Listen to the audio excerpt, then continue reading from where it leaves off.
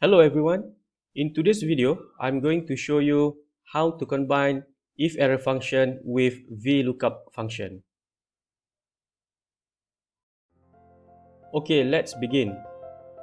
In this exercise, I have two tables. One is the customer table and the other one is the sales table. So my goal here is to find the amount paid for these 5 customers.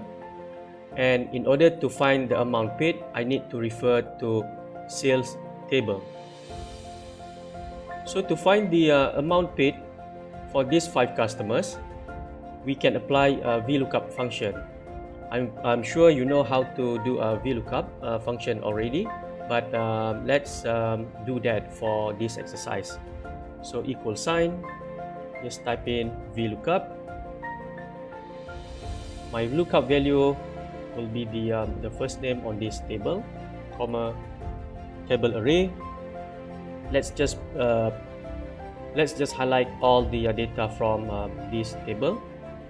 What I would normally do is, I will log this cell reference by clicking F4 on the keyboard, and then comma,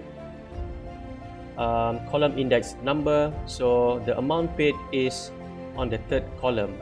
So let's just put 3, comma, let's go with false because we want to find the exact match of the value.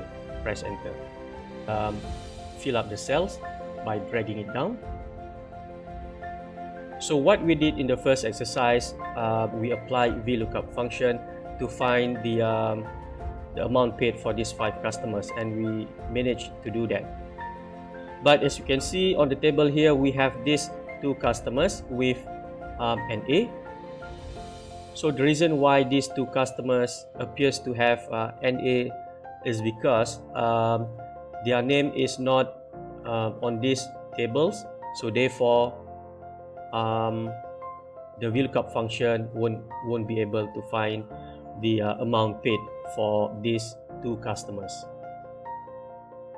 We need to fix this. We don't want this NA to show on our table. That's when we apply IFERROR function.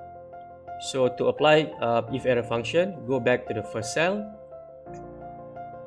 click on the first cell, and then go to the formula and type IFERROR, tab, value. So value is the VLOOKUP function that we had just created earlier, and then just put comma at the end. Value IFERROR, let's type something like maybe unavailable, close bracket, and press enter. So from here, just fill up the cells by dragging them down. So as you can see, the 2 NAs are no longer displayed on this table because we managed to change it to unavailable by using IFERROR function. So that's how you combine IFERROR function with VLOOKUP function. I hope you find this video useful. Please like and subscribe. Thank you.